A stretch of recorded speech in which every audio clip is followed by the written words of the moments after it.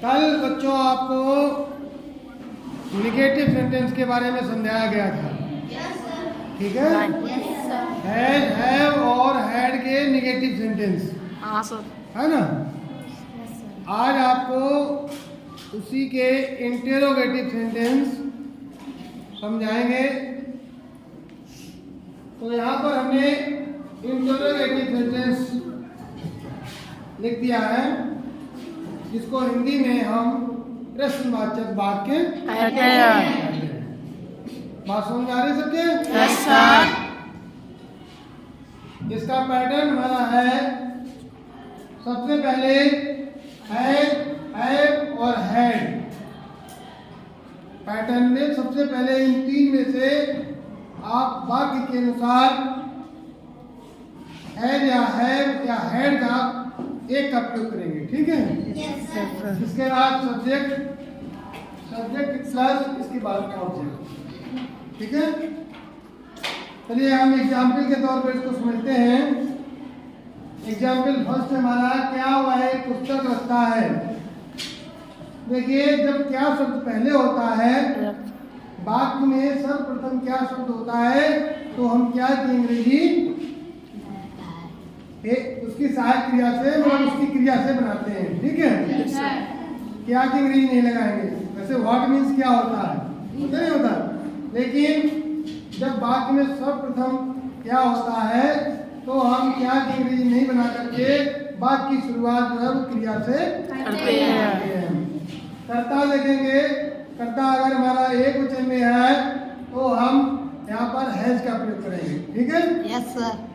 तो हैज आ जाएगा सबसे पहले, इसके बाद कर्ता आपका ही, इसके बाद एक क्या हुआ, एक पुस्तक रखता है।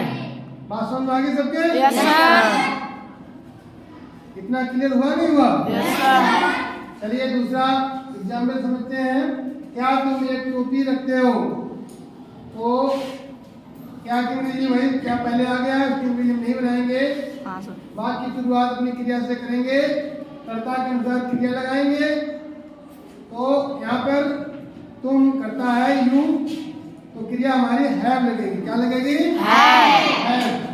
हैव। इसके बाद करता यू, एक है। ठीक है। ऑब्जेक्ट आ गया हमारा। क्लियर? क्लियर हुआ नहीं हुआ? Yes sir. ठीक। इसके बाद हर एग्जाम्पल, क्या पिता के पास एक अंगूठी थी।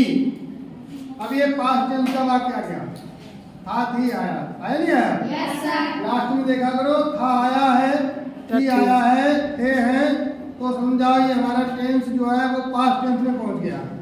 ठीक है। तो वहाँ कोई भी करता हो, एक वचन या बहुवचन, कोई भी करता हो, तो वहाँ पर आप सीधा हैड का प्रयोग करते हैं। कर दो, सीधा हैड लगा दो। हैड, इसका करता ले आओ सीता, और क्या है एक अंगूठी, तो ये रिंग। हो गया नहीं हो गया? Yes sir. Clear? Yes sir. अच्छा, अब हम आपको एक दूसरे टाइप का वाक्य समझाते हैं। यही क्या शब्द जब सबसे पहले आता था तो हम बाकी वाक्य को इस तरीके से बनाते थे, लेकिन यही क्या शब्द जब वाक्य के बीच में आ जाता है, वाक्य के अंदर आ जाता है, तो हम इस वाक्य को कैसे बनाते हैं। ठीक है। जैसे मतलब यहाँ पे बात लिख दिया, वो है क्या, एक बंदूक रखता है। अब यही क्या शब्द वाक्य के अंदर आ गया, आगे नहीं आ गया? Yes sir.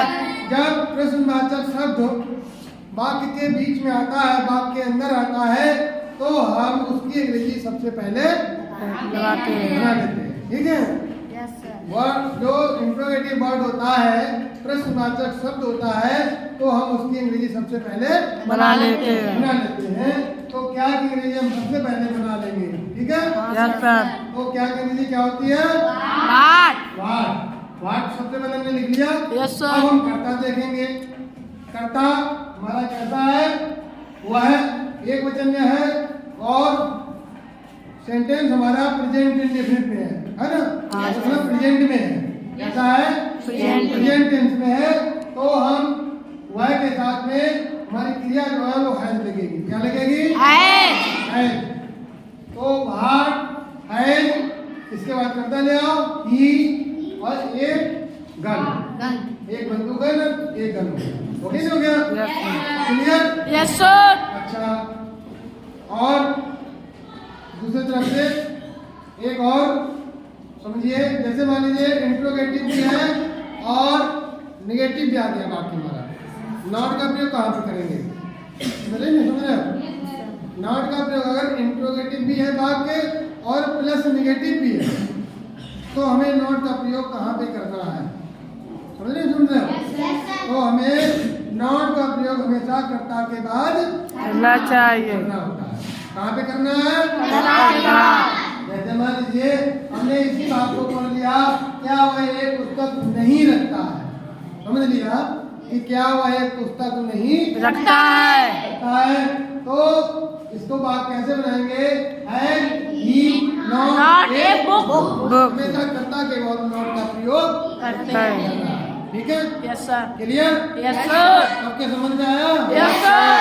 अगर नहीं समझ में आया तो आप फेसबुक पे जा करके यही कॉन्सेप्ट आप उसको यहाँ पे पढ़ सकते हैं, देख सकते हैं। ठीक है?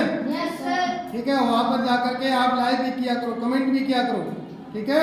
सभी लोग कोई मतलब जो है उसको समझा करो, पढ़ा करो।